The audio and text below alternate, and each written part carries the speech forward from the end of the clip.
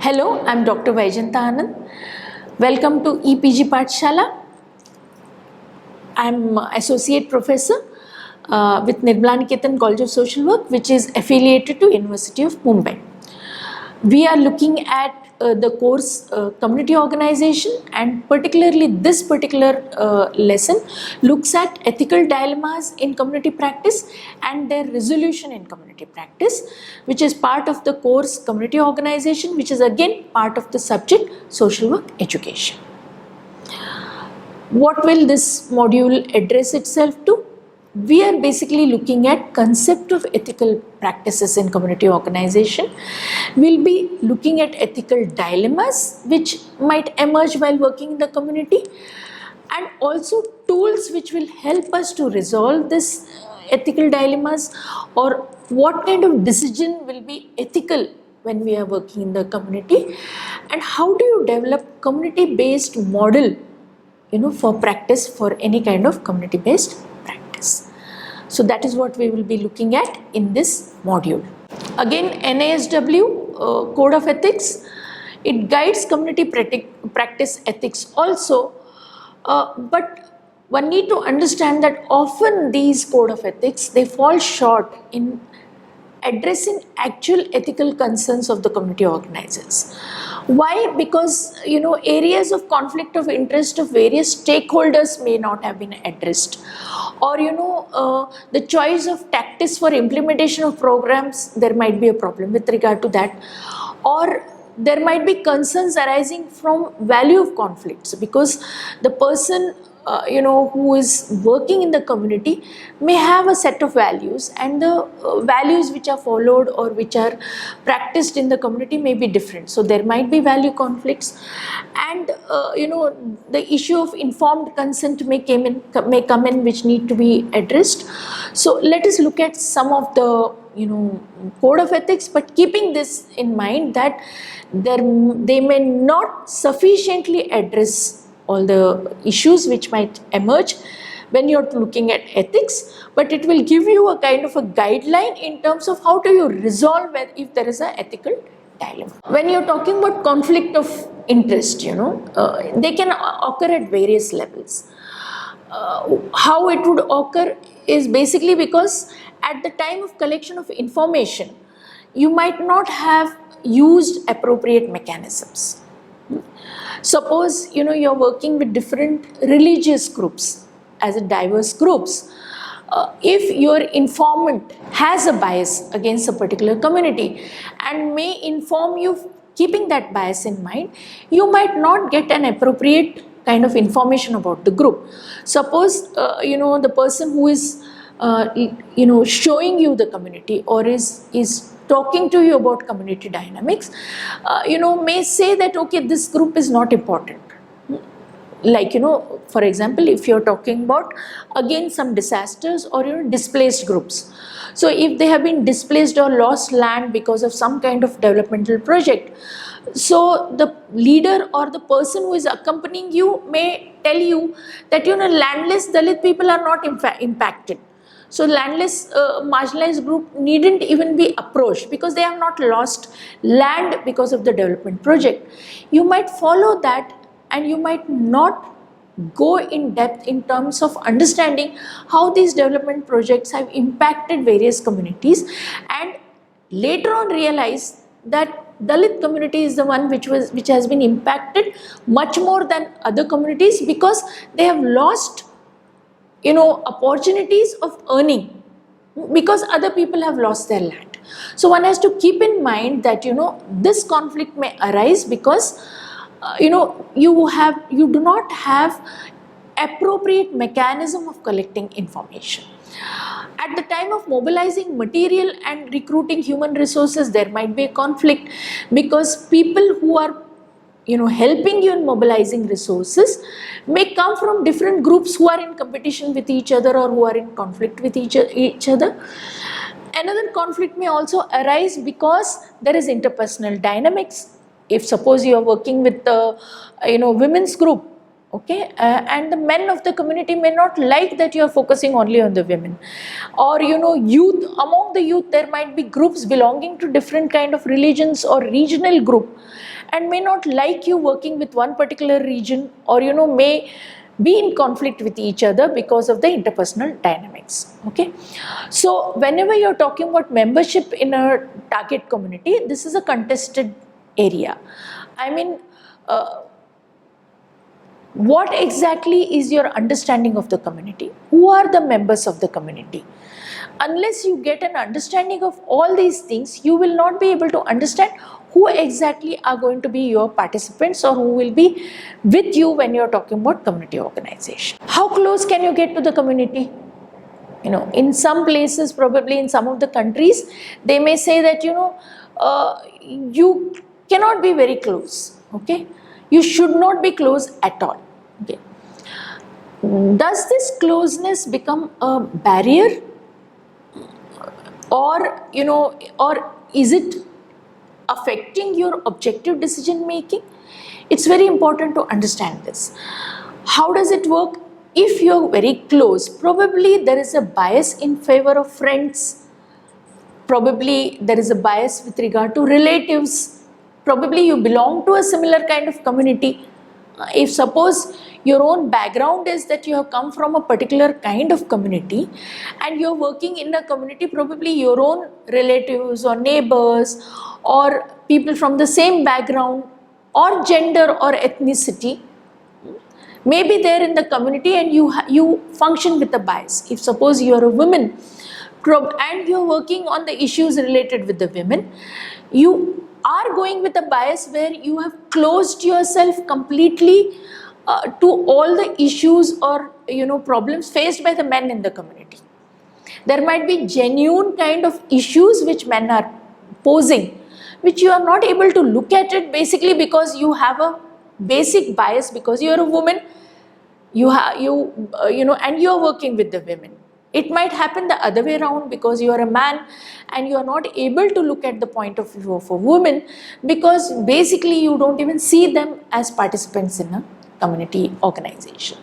So organizers who work within their own culture and within their own demographic group may need to be careful in evaluating their own personal goals. So if I belong to the same community and I am working in the same community, I may not be able to get information because I function with a bias which is inbuilt in me. So ethical considerations are important when you are examining various kinds of tactical options if you are facing this issue.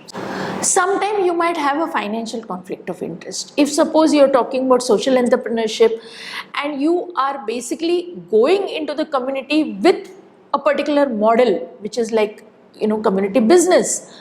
So what are you doing basically is you're bringing together constituents and institutions which your organization probably is promoting, and it requires development of social network and exchange of information and goods and services. But patronizing certain businesses over others may generate conflict. So you might feel that this particular organization which is providing services may be a better option, whereas community may bring up some other options which they think is more viable or which they think will be more helpful, and this might lead to ethical dilemmas where there will be conflict, and you might have to process yourself, your thinking in terms of what is much more in the long run sustainable and what is much more acceptable in the community. So this is one conflict of interest which you may come across. Sometimes personal relationship and friendships within the constituents may become an obstacle. So determining appropriate personal boundaries is very important. Especially what happens is when you develop friendship with the members of the community because you want information, because you want to understand culture, lifestyle of the community members. But trusting relationship might even extend to attending birthday parties or attending weddings or going for parties which are happening. But what is the organizer's role in all this? Is it necessary to attend all these kind of occasions? Especially when you are working very much into community organization model, you have to keep in mind that you have to be with the people when they are facing crisis in their life. So it's very much important that you are there when there are issues like deaths, when there are issues like disasters, or any kind of crisis which the community is facing. At the same time, one has to identify which are the festivals you want to be part of. It would be good idea to avoid personal kind of occasions which probably may not help you in terms of enhancing your role as a community organizer, and may only associate you with particular kind of persons. So should you attend wedding and birthday parties? It depends on how many people and which particular group in the community is organizing this, and whether it will be beneficial for you in terms of your role as an organizer.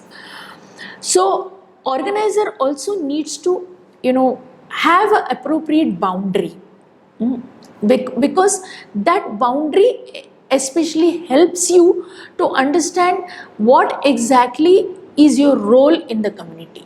So the code of ethics helps you to set up these boundaries. How far are you ready to go?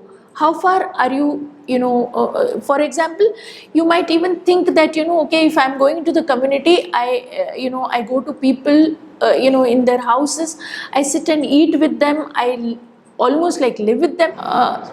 What are the boundaries over there? Okay, the boundaries are when you are being with them, how helpful it is for you to enhance participative participative or democratic functioning in the community, or is it that you just become a popular person in the community? If that is the goal of becoming popular, it won't help you later on when you are leading the community towards participative or democratic process. When you're talking about choice of tactics, they are short-term actions which are used to carry out strategic intervention, as Monrose or Wilson had said in 1994. Some of the tactical methods may violate social norms or put the community and members of opposition group at risk. Okay, two types of activities which are problematic for the organizers is use of confrontational tactics. Okay, it would mean that you're on a construction site and there has been some accident, and construction workers feel that you should represent them and take up that issue.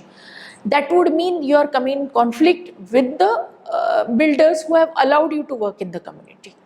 Or there is some kind of a land encroachment issue where the landlord is feeling that he has a right on a particular piece of land, which probably a particular marginalized group feels that that land belongs to them.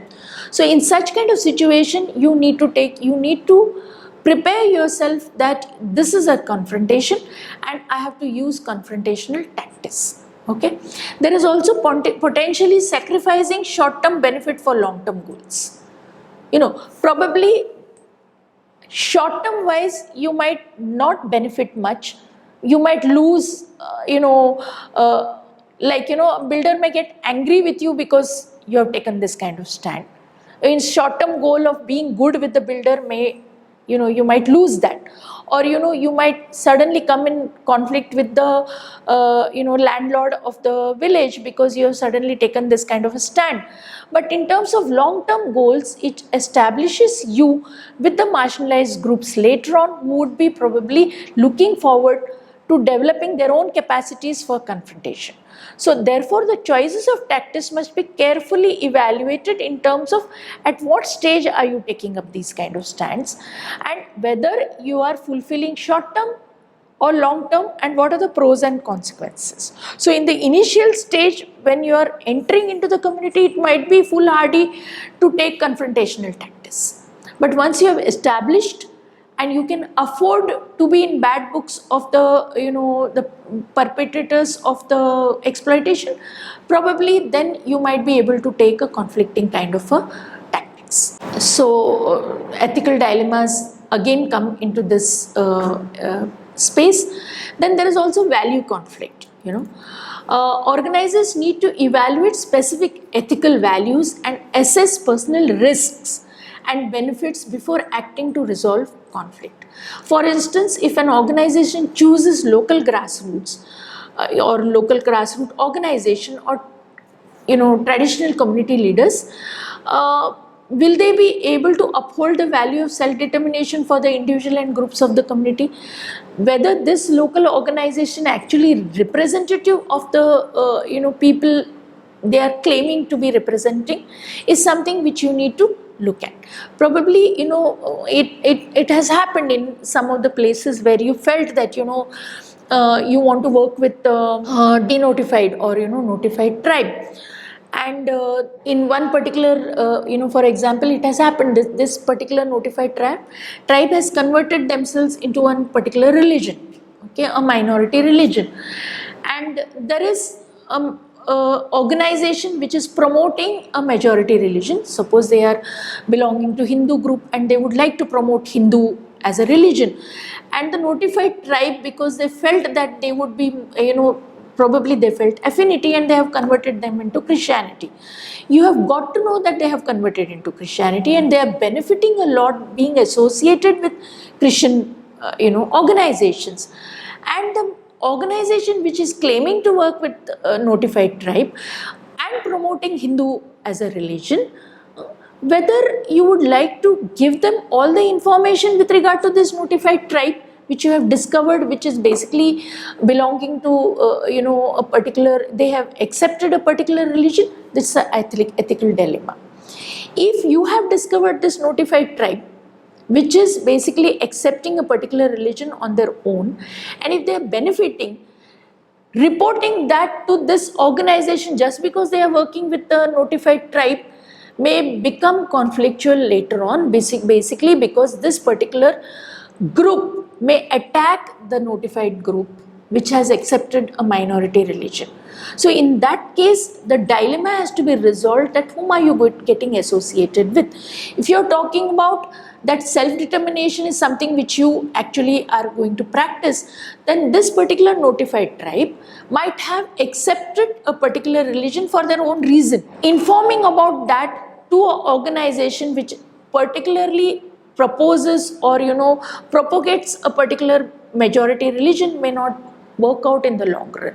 So that is where you have to come to a conclusion, okay, I'll work with this notified group separately, keeping their issues and their needs in mind, but I might not look at this organization which claims to work with notified but which propagates a majority religion as a particular representative organizations. So this is the kind of decision which is involved when you are talking about value conflict and taking a decision what should be your position. Several tools or framework helps organizers when dealing with conflict or complex solution. When you are looking at this kind of frameworks, theoretically decision making framework has been derived from NASW Code of Ethics for the use of community practitioners. Lowenberg and Dolgoff in 1996 developed an ethical rule screen which determines whether principles in the code apply to the ethical dilemma examined, and in situation is not identified in the codes or if two or more ethical clashes occur, ethical rule screen can be applied and one can see how this rule screen can help us to resolve the ethical dilemmas. Basically, principles in the screen are to be applied in descending order. So what you need to keep in mind, as I gave example earlier, if denotified tribe who have converted them into Christianity are having a threat of life, if they are brought into the notice of an organization which believes that these converting into Christianity is wrong, that means you are actually developing a threat for life. So your first principle is protection of life. So if any group with whom you are working, if their life is under threat, you need to take a decision which will minimize the threat to life. That is your first principle which we need to keep in mind. The next principle is equality and inequality. If you are able to see that organization is not practicing equality, you are able to see that there is inequality. So one has to keep in mind that principle of equality, and identifying inequality is something which is your goal. A community may not see it, but you are able to see it, then you have to follow that particular principle. The third principle is autonomy and freedom. In a village, probably decisions with regard to village, okay, with regard to it might be open defecation free kind of programs, or it might be socioeconomic programs, or it might be building dams in the village. In all these spaces, is there freedom and autonomy of every single group which is part of the entire community? If it is not, then you have to take the stand that there has to be autonomy and freedom for all the groups to participate. So autonomy and freedom becomes one guiding principle which will help you to take proper ethical decision. Least harm. In any kind of conflictual situation, sometimes you might work with two religious groups which are in the same community, staying nearby, okay? So, and there is a community conflict, or there are issues which will lead to community conflict, you have to take a kind of a way in which least harm is done.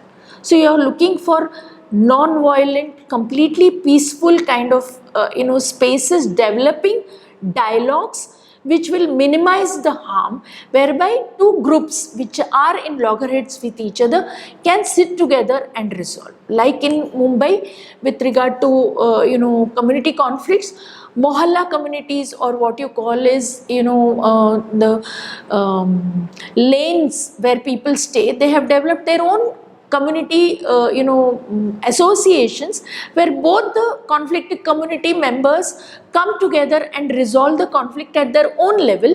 So even if there is a larger conflict happening somewhere, even if there is communal riots, probably at the grassroots they are able to develop some kind of cooperative living where the conflict is minimized and the harm is least in terms of human loss or in terms of any kind of injury to the people. Quality of life is very important, whereby you look at whether my decision will enhance the quality of the life of the people or it will reduce the quality of life of people. So wherever I am working, if I am facing an ethical dilemma, I should look at it in terms of whom is it benefiting. Is it improving the quality of life of the constituents of that community?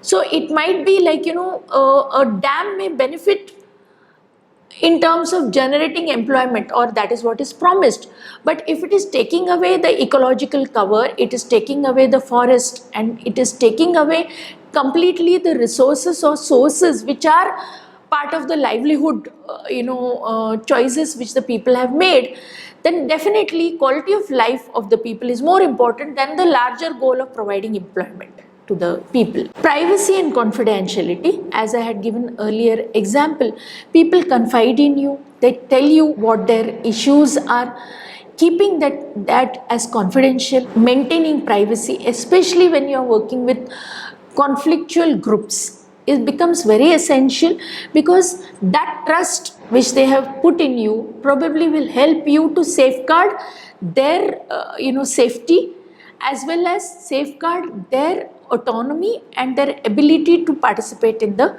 larger interest of the community.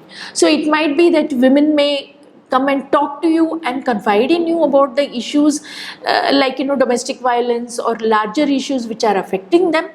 Unless and until the whole women's group come together to resolve it, probably keeping many of these kind of issues confidential when you're dealing with community level issues is essential. Truthfulness and full disclosure. Many times the community organizer may have their own goals or their own hidden kind of agenda, which probably I might feel that ethically they are correct, because that is what is going to lead some kind of change, but it's not healthy, because I need to be truthful I need to have full disclosure. Like I'll give example, like if suppose I am working with the Muslim community, or a religious community which I don't belong to. So do I hide my identity because that would give me more acceptance? Not telling them that I am non-Christian or non-Muslim, going there as a Muslim person or dressing up in that way would be not in the long run not feasible or not a good idea. So full disclosure that even though I'm working in a Muslim community in a communal rights situation, but I belong to Hindu community, and I acknowledge that my community has been a reason basically for the community conflict. In spite of that, I follow a particular set of ethics and values, and with that intention I would be working with you is much more useful when you are facing these kind of dilemmas. So when you are working in the Muslim community, understand the religion, but also accept what or where you have come from, and disclose fully to the community that yes, I belong to a Hindu majority community. Yes, I belong to a community which probably must have caused problems, but at the same time I believe that this communal rights can be minimized if we are able to come across, sit with each other and minimize the conflict. So that is something which is very much essential. So what are the tools for making ethical decisions in practice? Identify the ethical principle that applies to the situation in hand. What is the ethical principle which you would like to uphold? Is it, we are talking about inequality or, equality? Is it, looking at least harm? Okay, so collect additional information necessary to examine the ethical dilemma in the question. Okay, who is approaching you, for what purpose? Okay, will help you a lot in taking decision what exactly is going to, is the conflict and how do you resolve it. Identify the relevant values, or the hierarchy, or look at put all the values which are coming in conflict and apply that in terms of what exactly you need to uphold. You also need to identify potential conflicts of interest and people who are likely to benefit from such conflict. Once you identify who is going to benefit, in itself will help you to resolve the ethical dilemmas, whether you would like that group to benefit or you would like to for the other group to benefit. There itself you will be able to resolve the issue. Identify appropriate ethical rules and rank order, which we saw in the deciding form. In that you look at rank order in terms of where exactly is the conflict you're facing and what you need to uphold.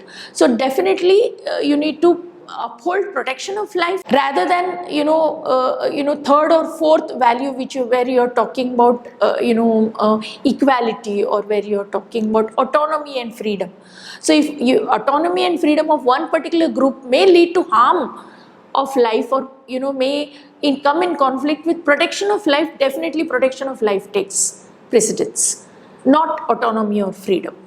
Identify appropriate ethical rules and rank order, as I said earlier, and determine the consequence of applying these ethical rules. What will it lead to? Will it lead to physical harm? Will it lead to equitable society? Will it lead to resolving of the conflict, or will it lead to aggravating the situation? Those are the guiding principles which will help you to take a ethical decision. So different organizers achieve different outcomes through this kind of a model, where you are able to develop a kind of a screen and see yourself, okay, these are the conflicts I am facing, this is how I have to rank order them, and this is how I need to resolve. The problem solving approach of Resch and Lowe can be used in conjunction with ethical rule screen, which we looked at, which was derived from Code of Ethics by Lowenberg and Dolgoff.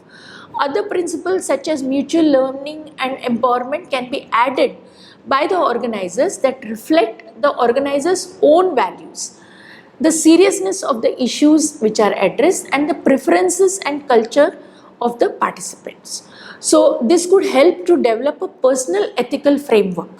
So what is essential is, what are my ethical framework? What am I learning by being with the community. Many times my own biases and prejudices will dissolve, or which will get will get resolved when I am exposed more and more to the community culture and differences which are there between my values and the community values.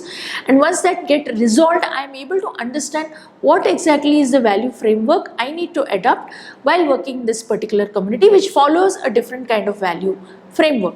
So this could help to develop a, as I said, a kind of a framework which is suitable for me to work in the community organization. This is the paradigm which you need to look at.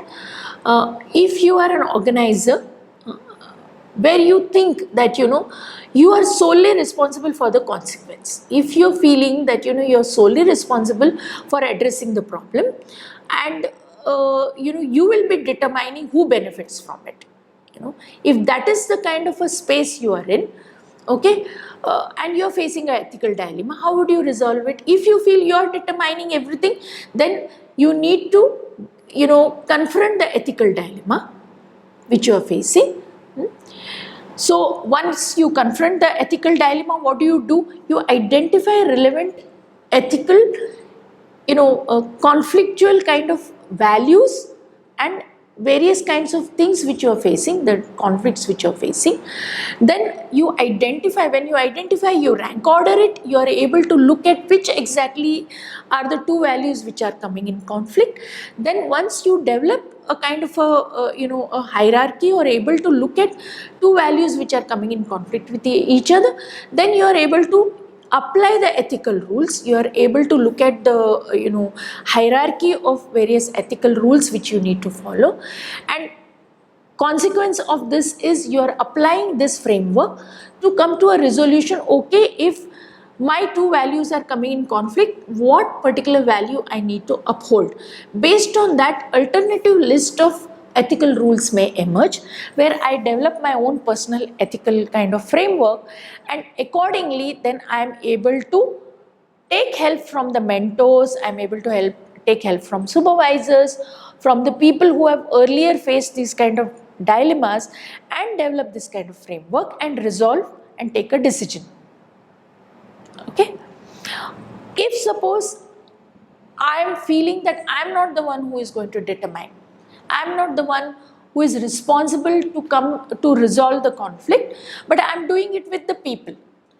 So if that is a situation, then it is the issue is raised with the community or with the constituency group members who are directly affected, and the organizers may participate in discussion or debate on the issue, but may not be solely responsible for the decision. For example, there was a case where a woman organizer was working on a particular kind of a community which basically had a lot of single men who were working.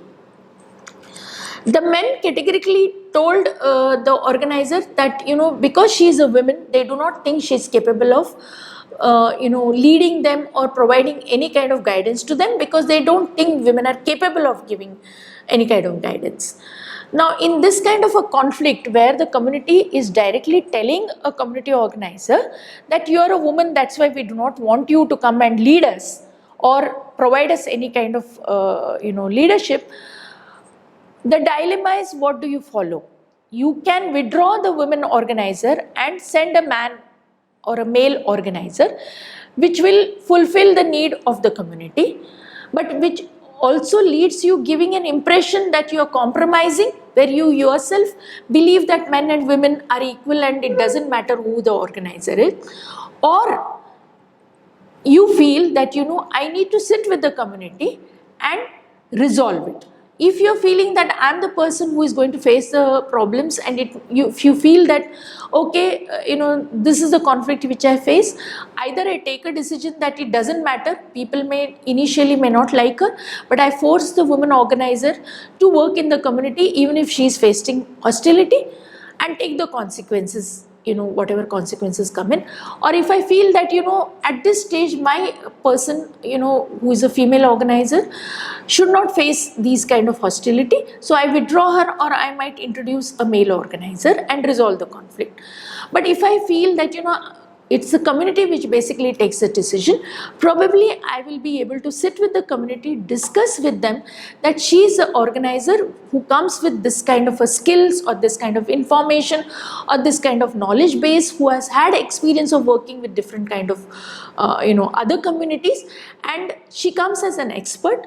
So if it is possible for them to accept her as an expert going beyond her gender, and if this ethical dilemma can be resolved by putting forth that you need to accept, irrespective of being male and female, this is a person, a organizer who comes with experience and will be helpful in the long term. Okay, so this resolution will actually involve talking with the community, bringing the community organizer into the space where they are able to examine themselves whether this particular person is expert enough to be able to help them, and a resolution that either you continue working with that group of men with the woman leader, or you take a decision that okay, if they do not want, withdraw and say that okay, we can work with you only if you are able to resolve this, or else we will go to some other community. So this is the thing which ethical dilemmas, this is the way you can be able to resolve a particular kind of ethical dilemma. Informed consent involves informing the participants about the likely consequences of participation and giving them full freedom in terms of whether they can participate or they want to withdraw. Okay, so informed consent often requires clients to sign written statements which list the benefits and risk associated with specific interventions. Like if they are forming a kind of a trade union, or if they are forming a kind of a organization which is taking up issues which in long run they might get in conflict with the government organization or government authority, then they should be able to look at all these conflict situation and give kind of consent, informed consent. But if you have organized the people and later on you realize that actually they did not realize that the conflict will lead to confrontation with particular authorities, then probably you have not been able to understand that ethically you should have informed them what the consequences are. Another, the procedures used by organizers to obtain consent involves a meeting of all the members, discussing and debating the risk and benefits of the proposed action. It might be, suppose you feel that you might organize a group of people to take action against a particular service which is provided, which is not reaching to them or which is not accessible. So if you are organizing these people actually to take confrontation with the service provider, then you need to tell them what the consequences will be. It might lead to arrest of the people, it might lead to the authority taking up some kind of action against them. They need to know what these consequences will be. But it is not that all this is free of flaws, because sometime consultation may not include everybody. Okay, they may not have all the potential participants, and later on probably conflicts will still arise. Okay, so what you have looked at in the whole module is that you need to understand the ethical concerns which will emerge in the community practice. Be prepared for these kind of conflicts which will emerge. You need to look at value framework and principles and ethical practice, which will help you to come to a conclusion with regard to resolution of these ethical conflicts. And you should be able to develop your own community-based ethical model, which will help you to be effective in a community development practice.